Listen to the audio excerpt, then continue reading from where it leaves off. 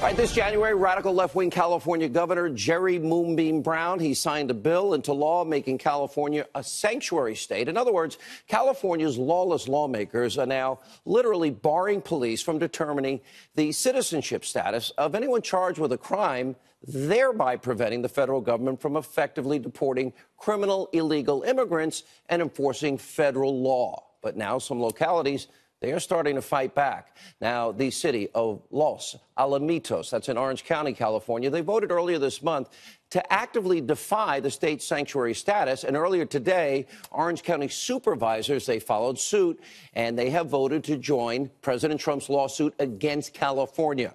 And in the meantime, well, the county sheriff's office has now implemented a new plan to skirt California's insane sanctuary laws. They are going to actually assist the federal government in deporting illegal immigrants convicted of serious crimes and, of course, those standing in the way of the rule of law.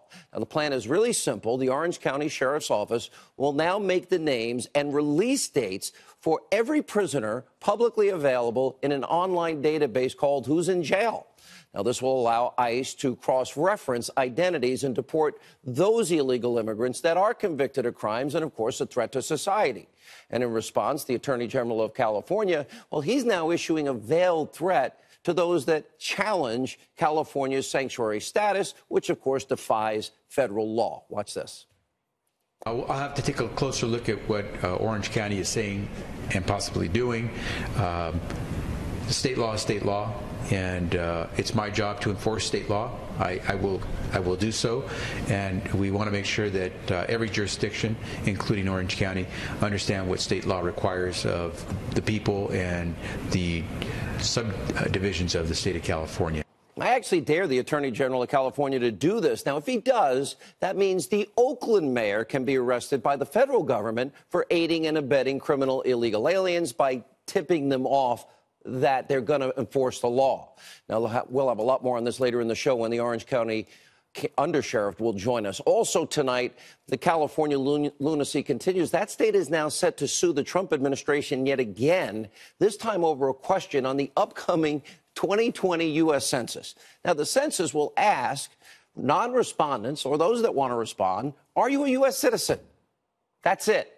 Now, the California Attorney General tweeted that the question is, quote, not just a bad idea, but also illegal. Mr. Attorney General, I beg to differ. Now, there was even more hysteria, of course, in the left-wing, abusively biased, so-called mainstream media. Watch this. What do we want from the census? We want an accurate count. Let's defer to the experts. Will this help with accuracy? It will not, because people will not answer the question. Let's be realistic about this. Do we think this is about getting an accurate view of the census and protecting voting rights, or is it to, in fact, suppress minority voting? So the Justice Department's motivation here seems to be quite so a ruse for adding a question that could very seriously depress participation and result in a failed census altogether. What do you say to critics who argue that ultimately this is a way to target immigrants, that it's going to be fewer resources for immigrant communities? Now, the main goal of the census has always been to determine demographic information about the population that lives inside the United States. But the left, members of the biased press, they want you to believe that we aren't allowed to determine how many citizens versus non-citizens are actually living here. That makes no sense, considering congressional districts are literally made up of what the population is. Nothing says that responsible immigration policy, like, well, who's living in your country? Really hard question. We'll have more on that in a second. Now, when it does come to the wall on the southern border, there is some big news out of Washington. According to reports, the president will use military and national defense funding to cover initial construction costs of the wall, citing what is a clear national security risk presented by unprotected borders. This is a huge step forward for the administration, and it would be a political victory and serious progress, of course, to battle and secure our borders. Now, here's what the deputy White House press secretary, Hogan Gidley, had to say about this on Fox and Friends earlier today. The president is now saying, or he kind of hinted around at least on Twitter over the weekend, that he could use all of that military funding. There was a lot of military funding going into the pocketbooks of those men and women that are fighting for our country. But there's a lot of extra money to be used, more than what they asked for, more than what the White House asked for. So there's talk that he might use that extra money to build the wall. Since he didn't get the funding, he only got 1.6. That was his Twitter. You're right. His Twitter was saying we might use the military money to fund the wall. Is that going to happen? Well, I don't want to get ahead of his announcement, but I can say this is one reason that the Wait, what announcement?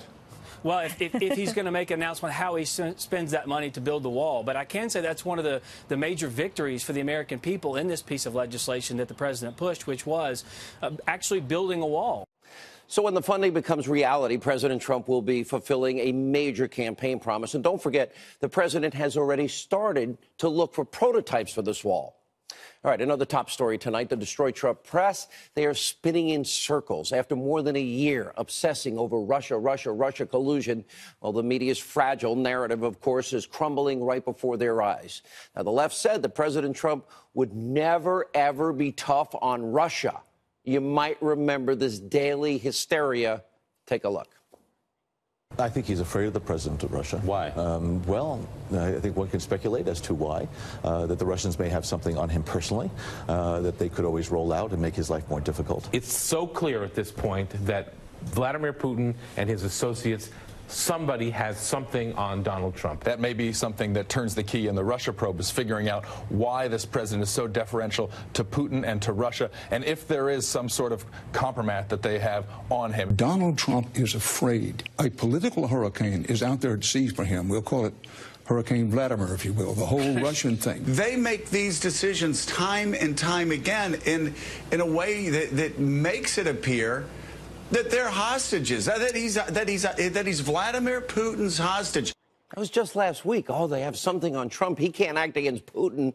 Well, yesterday, the Trump administration, they announced tough new actions against Vladimir Putin and his regime in response to the poisoning of a former spy and his daughter in Great Britain. Oh, the Trump policy includes the expulsion of 60 Russian diplomats, the closure of Russia's consulate in Seattle. Pretty tough, make no mistake. This is a very aggressive move against Putin's regime. It sends a powerful message that the United States and our allies are not going to bow down to Moscow. And I guess they don't have anything on Trump. Even former CIA director turned CNN shill Michael Hayden, he's praising President Trump. Wow, hell is frozen over. Let's look. So, felt familiar, felt a bit like old times. Now look at what just happened. We are tough on Russia. We acted in concert with our allies globally. The United States took a leadership role, very un-Trumpian. And so I'm very happy to see it. Glad we can make you happy. General Hayden is right, but some in the media, they're still doing whatever they can to discredit President Trump's latest move. By the way, Obama never did anything this tough. He was telling Dmitry Medvedev, tell Vladimir I'll have more flexibility after the election. Watch this. It was almost like the old days, where the United States and its allies forged something of a common position. The not-so-good part of this, Joe, this is foreign policy on autopilot. We still could have done a lot more. If we really want to hurt the Russians, and Putin specifically, you go after the banks here, where there's still a lot of Russian money being housed. I think what's happened is the allies have kind of shamed the president into this action today. We would be standing alone, very obviously, if we didn't do something.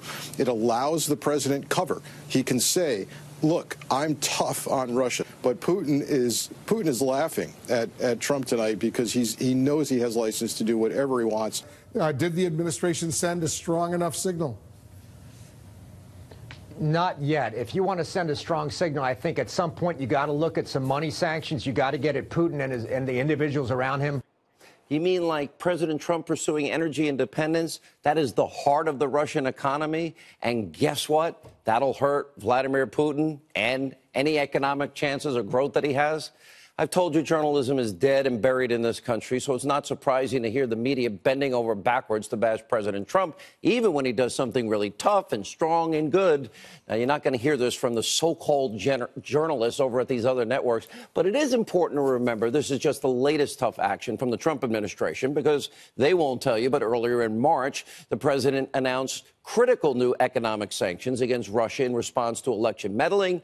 In February, around 300 Kremlin-linked Russian mercenaries were killed or wounded by the U.S. military. That following Russia's aggressive actions near a base in Syria where Americans were stationed. And, of course, this all comes after President Obama essentially did nothing but appease and ignore and suck up to Vladimir Putin year after year. Now, tonight, Russia is vowing to retaliate against the Trump administration's tough actions. Oh, maybe they'll release the information they have on Trump.